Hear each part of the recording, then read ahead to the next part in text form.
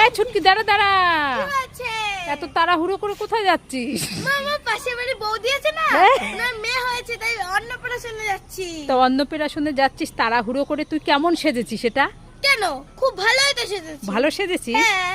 গলার হারটা মাথায় দিয়েছিস, হ্যাঁ। টিপটা নাকে পরেছিস, হ্যাঁ। চশমাটা গলায় দিয়েছিস, হ্যাঁ। আর মাথার ক্লিপটা জামায় লাগিয়েছিস, আর ব্যাগটা উল্টো নিয়েছিস।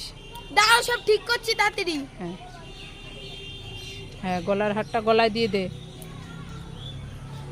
তাড়াতাড়ি ঠিক করছি। হ্যাঁ, টিপটা দে, টিপটা কপালে দিয়ে দে,